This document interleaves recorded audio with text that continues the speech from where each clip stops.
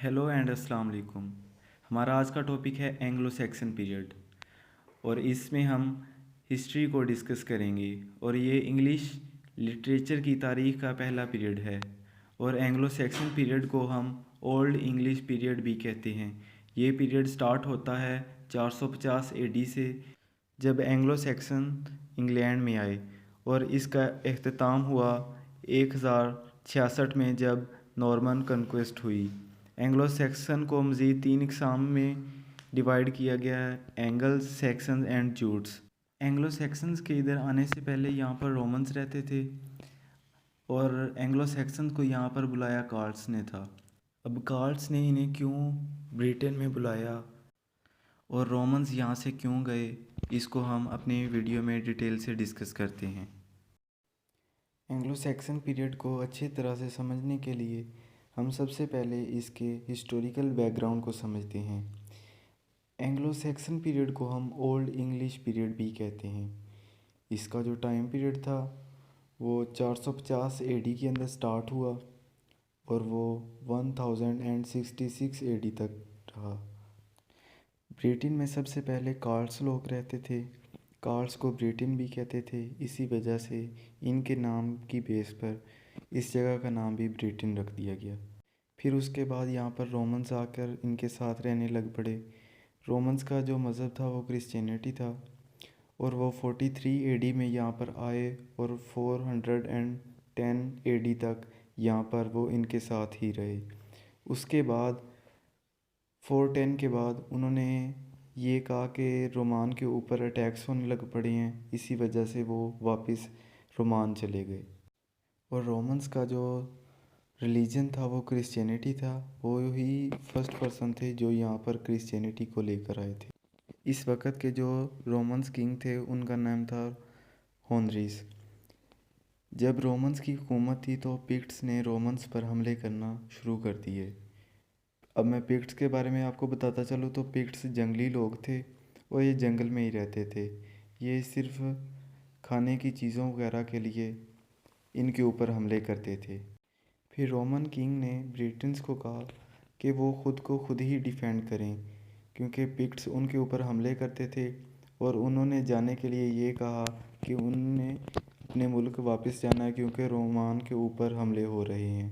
इसके बाद वो रोमान चले गए। फिर इसके बाद 450 में कर्ल्स ने 3 कबाइल से मदद मांगी। वो थे एंग्लस, सैक्सन एंड जूट्स। ये तीनों कबाइल नॉर्थ जर्मनी में रहते थे और इन्हें कर्ल्स की जानब से मदद के लिए बुलाया गया था और ये नॉर्थ जर्मनी से समुंदर के रास्ते ब्रिटेन आए और ये ओल्ड इंग्लिश बोलते थे और क्योंकि ये जर्मनी से आए थे इसी बना पर किसी हद तक ओल्ड इंग्लिश जर्मनी से मिलती है। फिर 8th सेंचुरी में बेड नामी शख्स ने, जो कि क्रिश्चियन था, एक बुक लिखी जिसका नाम था इक्लेसियास्टिकल हिस्ट्री ऑफ इंग्लिश पीपल और इसी बुक की वजह से हमें एंग्लो सैक्सन्स के बारे में इतना कुछ मालूम हो सका है। और इसी किताब के अंदर ही बताया गया है कि एंगल्स जर्मनी से आए थे और बाद अज़ां इन्हीं के नाम पर एंगल लैंड से इंग्लैंड का नाम रखा गया था और सैक्सन्स आए थे सैक्सन्स नाम की जगह से और जूट्स आए थे डेनमार्क से। अब यहाँ पर एक और बात समझ लें कि कर्ल्स ने एंगल्स, सैक्सन और जूट्स को यहाँ पर बुलाया था। फिर इन्होंने कर्ल्स के ऊपर हमला कर दिया और उन्हें इंग्लैंड से निकाल दिया और बाद में इंग्लैंड को 7 हिस्सों में डिवाइड कर दिया। इस टाइम पर ब्रिटेन का नाम इन्होंने चेंज कर दिया था और ब्रिटेन का न्यू नेम इंग्लैंड रख दिया था। एंग्लो सैक्सन पीरियड के सबसे मशहूर पोइट्स में आते हैं Caedmon, Cynewulf Bede and Alfred the Great. अब हम सबसे पहले कैडमन को लेते हैं। कैडमन को एंग्लो सैक्सन एज का फर्स्ट शायर माना जाता है जिसके वर्क्स अभी तक सरवाइव कर रहे हैं। ये एक रिलीजियस पोइट थे, मतलब मज़हब के बारे में ये ज़्यादातर लिखते थे और इनके जो मशहूर वर्क्स हैं उनमें हैं जेनेसिस। जेनेसिस के आगे फिर 2 पार्ट्स हैं, जेनेसिस ए एंड बी। इसके अलावा इन्होंने एक्सोडस लिखी, डैनियल, क्राइस्ट एंड सैटन, ये इनके मशहूर वर्क्स हैं। सैनवुल्फ भी 9th सेंचुरी के पोइट थे। इन्होंने जो वर्क्स लिखे उनमें थे the facts of the Apostles and Elene, और ये दोनों वर्सिल बुक के अंदर मौजूद हैं। अब हमारे पास थर्ड जो पोइट हैं वो हैं Alfred the great. Alfred the great जो हैं वो यहाँ के किंग रहे हैं काफ़ी देर। उन्होंने लैटिन वर्ड्स को इंग्लिश में ट्रांसलेट किया और स्टूडेंट्स को स्टडी करवानी स्टार्ट कर दी इंग्लिश लैंग्वेज में। अब इनके पास अल्फ़ाबेट्स भी नहीं थे। इन्होंने सबसे पहले फ्रेंच से लैंग्वेज सीखी और फिर उसको आगे बच्चों को सिखाना शुरू कर दिया। और इनके ही दौर में ओल्ड इंग्लिश ने बहुत ज़्यादा ग्रो किया और इन्होंने क्रॉनिकल्स यानी कि तारीख़ भी लिखवानी स्टार्ट कर दी। बेड जो थे वो भी 9th सेंचुरी के पोइट थे। इन्होंने एक बुक लिखी ecclesiastical history of English people. Bede ने इस बुक के अंदर ओल्ड इंग्लिश और एंग्लो सेक्शंस के बारे में पूरी डिटेल से बयान किया है। अब हम उन वर्क्स को डिस्कस करते हैं जो एंग्लो सेक्शन पीरियड के अंदर हुए। उनमें सबसे इम्पोर्टेंट वर्क्स हैं एपिक पोइट्री, यानी कि उस दौर में पोइट्री को लिखा गया, एडल्स लिखी गई, प्रोज लिखे गए, बाइबल को ट्रांसलेट भी करना स्टार्ट कर दिया गया। और इसमें पीरियड के अंदर जो सबसे ज़्यादा वर्क हुआ वो प्रोज के ऊपर हुआ था। इनके अलावा एंग्लो सेक्शन पीरियड के अंदर क्रॉनिकल्स, पर्सनल पोएम्स और रिलीजियस पोइट्री भी लिखी गई। इसके साथ साथ heroic poetry, sermons, love poems और राइडल्स भी लिखी गई। एंग्लो सेक्शन पीरियड के अंदर सबसे ज़्यादा प्रोज के ऊपर फोकस किया गया और जो प्रोज राइटर थे वो थे Aldhelm, Bede, Alfred the Great king और एल्फेरिक। एल्दिलम जो थे इन्हें one of the first English prose writer माना जाता था।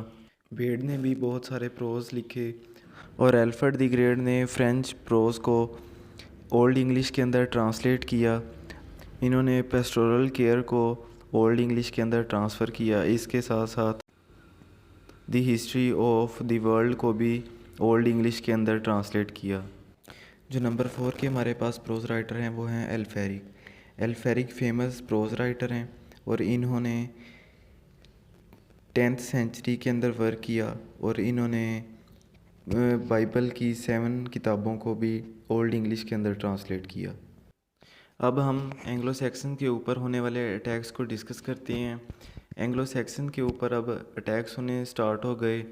पहले सबसे इनके ऊपर अटैक किया डैन्स एंड वाइकिंग्स ने।